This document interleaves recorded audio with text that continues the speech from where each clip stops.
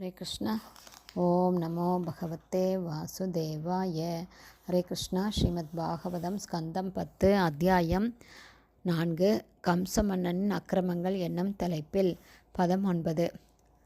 சாதத் தஸ்தாத் சமுத்பத்ய சத்யோ தேவி அம்பரம் கதா அத்ருஷ்யதா அனுஜா விஷ்ணு சா ஆயுதாஷ்ட மகாபுஜா.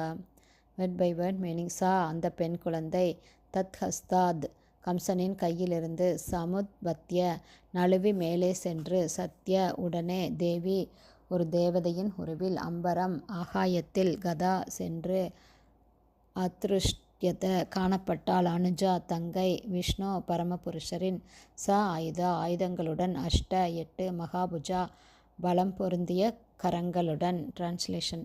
பகவான் ஸ்ரீ கிருஷ்ணரின் தங்கையும் யோகமாயா தேவியுமான அந்த குழந்தை கம்சனின் கைகளிலிருந்து நழுவிச் சென்று ஆயுதங்களை ஏந்திய 8 கரங்களுடன் துர்கா தேவியாக ஆகாயத்தில் பிரம்மாண்டமாக தோன்றினாள். பர்பட் பை ஷில பிரபாத். ஜெய் ஷில பிரபாத். கம்சன் கீழே இருந்த ஒரு பாறை மேல் குழந்தையை அடித்து கொள்ள முயற்சி செய்தான். ஆனால் அவள் பகவான் விஷ்ணுவின் தங்கையான யோகமாயையாக இருந்ததால் அவள் கை நழுவி மேலே சென்று துர்காதேவியின் ரூபத்தை ஏற்றாள். தங்கை என்று பொருள்படும் அனுஜா என்ற சொல் குறிப்பிடத்தக்கதாகும். கிருஷ்ணன் அல்லது விஷ்ணு தேவகியிடமிருந்து பிறந்த அதே சமயத்தில் அவர் யசோதையிடமிருந்தும் பிறந்திருக்க வேண்டும்.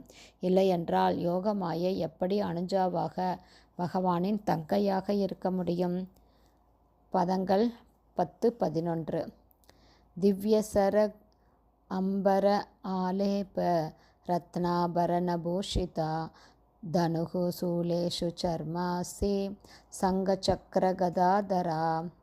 பதம் 11. சித்தச்சாரண கந்தர்வைர் அப்சரக கிண்ணரோ உரகை உபாகிருத்தே உரு பலிபிகி ஸ்தூயமானேதம் அப்ரவீத். Word by word meaning. திவ்ய சிரக் அம்பர ஆலேப.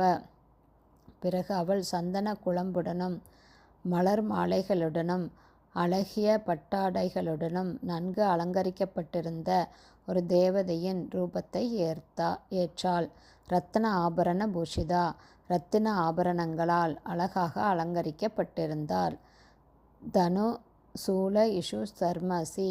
வில், சூலம், அம்புகள், கேடயம் மற்றும் வாள் ஆகியவற்றுடன்.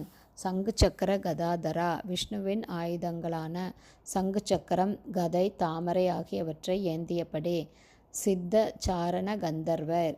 சித்தர், சாரணர் மற்றும் கந்தர்வர்களால். அப்சர கிண்ணர உரகை. மேலும் அப்சரஸ்கள், கிண்ணறர்கள் மற்றும் உரகர்களால். உபாகிருத உரு பலிபி. எல்லா வகையான அன்பளிப்புகளையும் அவளுக்காக கொண்டு வந்த. ஸ்தூயமானா புகழப்பட்ட. இதம் இந்த சொற்கள். அப்ரவீத் அவள் கூறினாள். டிரான்ஸ்லேஷன். துர்காதேவி மலர் மாலைகளாலும் சந்தன குழம்பாலும் விலையுயர்ந்த ஆடை ஆபரணங்களாலும் மிகவும் அழகாக அலங்கரிக்கப்பட்டிருந்தாள். அவள் தன் கரங்களில் வில், சூலம், அம்புகள், கேடயம், வாள், சங்கு சக்கரம் மற்றும் கதை, தாமரை ஆகியவற்றை ஏந்தியிருந்தாள். மேலும் அப்சரஸ்கள், கிண்ணறர்கள், உரகர்கள், சித்தர்கள், சாரணர்கள் மற்றும் கந்தர்வர்கள் முதலானவர்களால் எல்லா வகையான காணிக்கைகளாலும் வழிபட்ட துர்கை பின்வருமாறு பேசினாள். பதம் 12. கிம்மயா ஹதயா மந்த ஜாதக கலு தவாந்த கிருத் யத்ர க்வ வா பூர்வ சத்ருர் மாஹிம்சி கிருபனான் விருத்தா.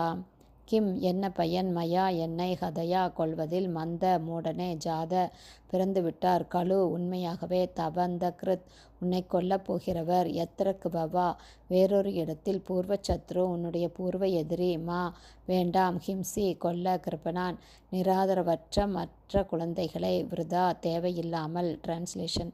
முட்டாள் கம்சனே, என்னை கொல்வதால் என்ன பயன்? உன்னுடைய பூர்வ எதிரியும் நிச்சயமாக உன்னை கொல்லப் போகிறவருமான பகவான் முன்பே வேறொரு இடத்தில் பிறந்துவிட்டார். எனவே தேவையின்றி மற்ற குழந்தைகளை கொல்ல வேண்டாம். ஹரே கிருஷ்ணா. ஸ்ரீமத் பாகவதம் ஸ்கந்தம் 10 அத்தியாயம் 4 கம்ச மன்னனின் அக்கிரமங்கள் என்னும் தலைப்பில் பதங்கள் 9, 10, 11, 12 ஸ்ரீல பக்திவேதாந்த சுவாமி பிரபுபாதாவின் விளக்க உரை இத்துடன் நிறைவடைந்தது. ஹரி போல்.